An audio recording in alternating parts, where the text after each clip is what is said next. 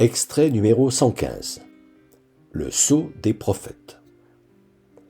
Après avoir guéri un infirme à la piscine de Bethesda, parlé de l'œuvre du Fils et appelé Dieu son Père, prétention qui va porter les pharisiens à le faire condamner, car en s'exprimant ainsi, ils jugent que Jésus se fait l'égal de Dieu, et donc qu'il blasphème, l'apôtre évangéliste Jean nous fait passer sans transition de Jérusalem à l'autre côté de la mer de Galilée, où une grande foule le suivait, à la vue des signes qu'il opérait sur les malades.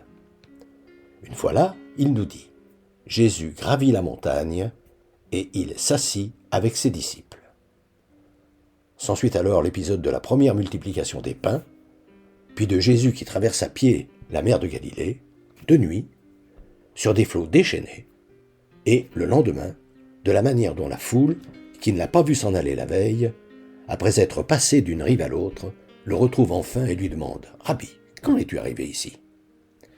Question à laquelle Jésus répond de façon claire « Vous faites erreur quant aux mobiles pour lesquels vous me cherchez. C'est de la pure curiosité. Une seule chose compte ici-bas, c'est de produire des fruits qui demeurent en vie éternelle. » Disait que ces fruits sont cette nourriture que donne le Fils de l'homme. Ce Fils de l'homme qui est au fond de chacun de nous et qui n'attend qu'une chose, que nous le laissions s'extraire de nous. Car le Fils de l'homme, c'est lui que le Père a marqué de son sceau. Nous rappeler.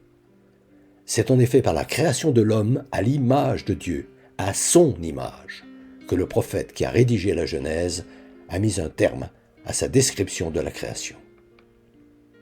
À chacun de comprendre ce qu'il doit en déduire.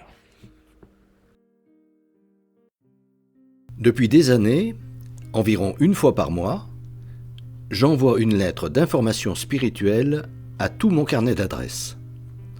Le thème du moment est, depuis janvier 2019, « Être chrétien, ça veut dire quoi ?» Si ce sujet vous intéresse, n'hésitez pas à me transmettre votre mail, en vous contentant d'indiquer auditeur YouTube, vos noms et prénoms, et éventuellement votre numéro de téléphone si vous souhaitez me parler.